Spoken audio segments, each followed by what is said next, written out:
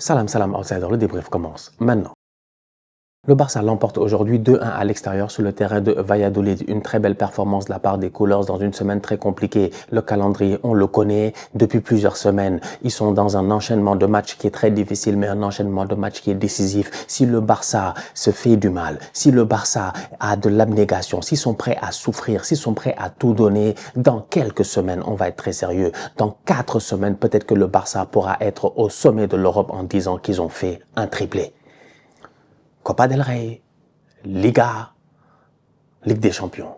Copa del Rey, ça a été réglé la semaine passée. Ils ont tapé le Real. On était présents, on était vivants. On a vu ce qui s'est passé. Ligue des Champions, ils sont sur le chemin. Ils ont fait un match nul face à l'Inter, 3-3. Le match a été exceptionnel. Il s'est passé beaucoup de choses. Mais vu qu'il n'y a plus de but à l'extérieur, 3-3 étant égal à 0-0, tout est remis sur table dans quelques jours à Giuseppe Meazza. On va voir ce qui va se passer. Le Barça est peut-être à 90 minutes, voire 120 minutes. S'ils réussissent à éliminer l'Inter, d'atteindre une finale de Ligue des Champions, ce qui serait une première depuis, je pense, 2015, me semble, quand même. Voilà. En fait, ils sont sur une période d'année trop importante, là. Tout se joue maintenant. Mais, tu as des êtres humains. Donc, tu es obligé de faire tourner. C'est normal. Sinon, les gars vont être fatigués.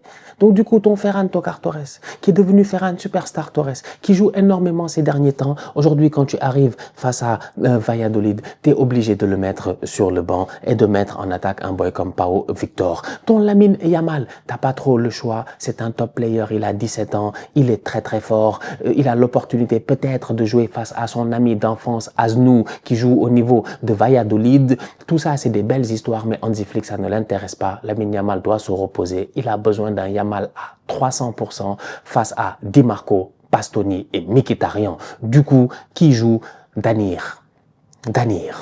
On va l'appeler Danir. Sur son maillot, c'était marqué Danir Rodriguez. Miskin le pauvre, je sais pas, il s'est luxé l'épaule, il s'est cassé le bras ou quoi que ce soit, il a dû sortir vers l'heure de jeu. Donc du coup, Hansi Flick est obligé de faire tourner aujourd'hui, il n'a pas trop le choix, le Barça doit faire tourner. Donc ça nous permet aussi de voir un tout petit peu le Barça next-gen. Le problème au Barça, c'est qu'ils sont toujours en mode next-gen, vu qu'ils jouent que sur la next-gen. Eux, ils n'ont jamais de génération. Ils ont que des next-générations, vu que c'est que des boys de moins de 20 ans qui viennent nous bluffer, des Koubarsi par là, des Gavi et des Pedri à un moment donné, et tout ce qui s'ensuit. Donc là, on a l'opportunité de voir quelques jeunes, notamment sur le côté droit et sur le côté gauche. Jules Koundé étant blessé, ils sont obligés de faire tourner là-bas aussi. C'est Hector Fort qui joue aujourd'hui. Gérard Martin fait son match, il fait une passe décisive. J'ai d'abord envie de commencer par cela en disant que le Barça a encaissé un but assez vite dans ce match-là. Pour moi, défensivement parlant, ils ont pas mal de lacunes et ça, il faut pas l'enlever. Ils ont pris 3 buts face à l'Inter, mais l'Inter a eu que des demi-occasions pour marquer des buts. Coup de pied arrêté, machin, Dumfries, tout ça. Le Barça doit se gérer. Aujourd'hui, en termes de défense, Martin, il est volontaire, c'est un bon joueur. Je ne dis pas que Martin est plus fort peut-être que moi et puis toute ma famille. Il n'y a pas de problème. Mais est-ce que c'est un boy calibre Barça? Martin, il me donne des vibes à la Montoya. Peut-être les anciens, ils connaissent Montoya du Barça. Montoya. Nous, on a vu ici Montoya.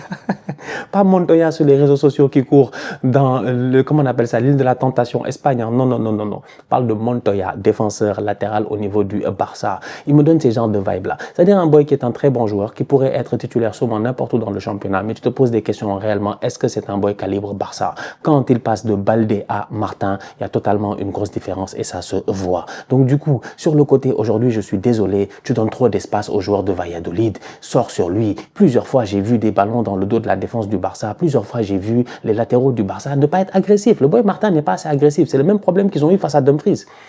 Si tu n'es pas agressif sur le porteur du ballon, tu lui donnes le temps d'avancer, mais il a le temps de réfléchir, d'ajuster. Les autres ont le temps de se positionner. Aujourd'hui, c'est ce qui s'est passé. C'est Araujo qui va venir pour essayer de, je sais pas moi, de contrer le ballon, de faire quoi que ce soit, et puis tout ça pour que le ballon finisse contré dans les buts de Marc-André Ter Stegen. Miskin. Ils ont été menés 1-0 comme ça, les Catalans. J'ai rien compris en fait. On a commencé le match, Ter Stegen, lui, il vient d'arriver. Il a pris un but. Ter Stegen qui n'a pas joué de la saison, presque. Blessé. Ces derniers temps, depuis plus d'un mois et quelques, il dit qu'il est de retour, il a envie de jouer. Entre-temps, il y a Wojtek Szczęsny qui est devenu un joueur incontournable, sensationnel, que des top performances, la plupart du temps. En cette fin de saison, Szczęsny, c'est vraiment lui qui a, je pense, le rythme dans le sang. Est-ce qu'on est dans une situation à la Real Madrid, genre Thibaut Courtois, Lounine, où tu peux te dire que parce que Ter Stegen, c'est le numéro 1, il est revenu en fin de saison, il doit être titulaire? Je ne pense pas.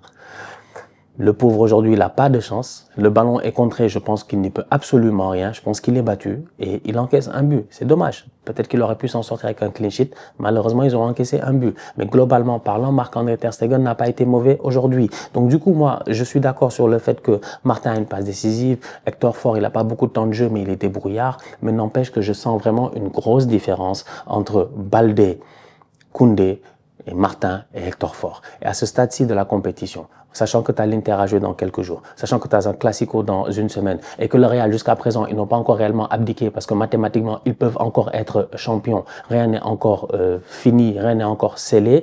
Bah, ça m'inquiète parce que je trouve que c'est un Barça qui, même face à des oppositions où ils doivent pas encaisser de buts, ils se débrouillent pour encaisser des buts. Depuis le début de la saison, ils le font et après ils marquent plus de buts, donc il n'y a pas de problème. Mais aujourd'hui quand même, c'est quelque chose qui, moi, personnellement, les premières minutes là, quand ils ont pris ce but, j'ai dit mais qu'est-ce qu'ils font encore? Qu'est-ce qu'ils font encore, tu vois? C'est dommage. Sinon, mis à part ça, je pense qu'à la mi-temps, Hansi Flick a dû se fâcher. Il a dû sûrement leur crier dessus. Ils sont revenus en deuxième mi-temps et ils ont sorti une top deuxième mi-temps. C'est tout. En deuxième mi-temps, j'ai vu le Barça qu'on connaît. En première mi-temps, j'ai vu un Barça en gestion, tranquille, posé, essayer de gérer le match en se disant voilà, on va essayer peut-être de prendre les 3 points ou si on prend un point, c'est pas si grave, machin. Lamine Yamal, Rafinha, Ferran Torres avec le gros drap, la grosse doudoune, ils sont assis sur le banc de touche, il fait froid à Valladolid, les gars ont pas trop envie de se bouger et tout. Donc, c'est un Barça qui est un peu dans cette gestion-là. En deuxième mi-temps, c'est un Barça qui joue vraiment au football, qui est dangereux et qui est pertinent. Et pourtant, quand même, en première mi-temps, quand j'y repense, ils se sont créés des occasions. Ansu Fati, ça mène à Ansu Fati, Ansu Mané Fati, C'est un petit, en fait, en qui j'ai tellement d'espoir, donc je garde encore espoir. Mais je pense que l'année prochaine, en fait, dès cet été, il va rentrer à l'école du tocarisme. Moi, l'année prochaine, j'en fais un cas personnel. J'ai réglé le cas de Vinicius, j'ai réglé le cas de Ferran Torres, je vais régler le cas de Ansu Fati. Je sens le potentiel, mais il manque trop de confiance. Ça se voit en fait, il n'a juste pas de confiance. Ansu Fati aujourd'hui, il y a un 1-2 avec Pedri, tac tac, triangle simple, hein, vraiment. Déjà, le fait qu'il fasse le 1-2, le mouvement, c'est bien. Plusieurs fois, je l'ai vu dans les petits espaces, il garde le ballon bien, il se retourne bien, il ne le perd pas, il a la bonne passe, tu vois, juste ce qu'il faut, le bon décalage et tout, mais il faut qu'il ait la confiance. La confiance, c'est quoi? C'est quand tu arrives devant les buts, tu fais le geste le plus précis, le geste le plus pertinent, le geste le plus utile. Ouvrir son corps, c'est bien, mais c'est pas tous les joueurs qui ont toujours le temps d'ouvrir leur corps. J'en ai parlé dans le débrief du Paris Saint-Germain que j'ai mis en ligne tout à l'heure. Quand Barcola, il marque son but aujourd'hui, il met un vieux pointu. Quand Gonzalo Ramos, il claque son but la dernière fois, où il frappe la barre transversale, je pense, face à Raya, je pense qu'il claque un vieux pointu. À un moment donné, le pointu, c'est un geste qui est très pertinent, sincèrement. Je suis désolé, c'est vous qui avez des complexes. Il y a des boys, ils ont trop de complexes, en fait. On dirait que tu as des pointus, ils sont comme, ouais, non, il a frappé un pointu, c'est pas beau. On s'en fout. L'essentiel, c'est que le ballon a traversé la ligne. Quand les gars marquent du tibia, quand ils marquent du plexus, quand ils marquent du dos, quand ils marquent, je dis bien, des cojones, quand tu marques de n'importe quelle partie de ton corps, l'essentiel c'est que la goal line technologie dise but validé sur la montre. Donc aujourd'hui, je suis désolé, Ansu Fati, il lui manque cette confiance-là, la confiance de faire le geste simple. Juste le geste simple pour que la finition et que le ballon rentre. C'est dommage. Beaucoup de frappes contrées aujourd'hui, un peu trop lent dans sa, j'ai envie de dire dans sa mécanique, mais un peu trop lent, un tout petit peu dans son exécution. Mais sinon, globalement parlant, franchement, j'ai envie de dire que c'est un Ansu qui, petit à petit, j'imagine, va reprendre confiance, mais ça va prendre beaucoup de temps. Je pense qu'Ansu doit faire une année préparée à l'université du tocarisme et une année pleine à l'université du tocarisme. Il me faut au moins 2 ans avec Ansu pour qu'on espère retrouver un très bon Ansu. Donc en première mi-temps quand même, tu as un Barça qui se crée quelques petites occasions, qui est quand même dangereux à travers Ansu Fati et tout. Mais globalement, c'est en deuxième mi-temps que le match il s'est fait. Très bon match de la part de Gavi. J'ai envie de le saluer. Beaucoup d'intensité. J'ai beaucoup aimé. Pour un boy qui, j'espère que c'est pas trop grave et que c'est pas une grave blessure ou whatever it is, je sais pas, mais parce que je suis calme et je me dis, Gavi, tacle de Gavi passe en retrait pour Fermin Lopez. Je suis là, je regarde et je me dis, mais il est fou, lui. Que des tacles en première mi-temps. Il récupère tous les ballons. Alors que c'est un boy qui est sous le coup de la suspension. S'il prend un carton jaune, il rate le Classico. Alors que le Barça en a sûrement besoin pour le Classico. Ça ne change en rien. Gavi, il s'en fout. Il met l'intensité qu'il faut. Donc cette intensité de Gavi là aussi, elle a pas mal aidé en début de deuxième mi-temps et ça s'est vu. Rentrée de Rafinha, but de Rafinha. Lamine Yamal, il a fait sa rentrée, il a fait un bon match. fait son match. Hein. Des fois, il y a des matchs, t'as pas besoin de trop forcer.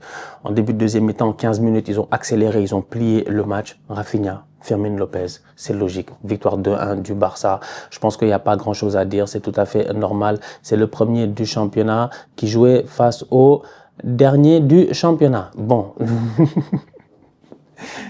On va dire que le premier n'a vraiment pas mis le pied sur l'accélérateur. Parce qu'on sait ce que c'est qu'un Barça avec un pied sur l'accélérateur.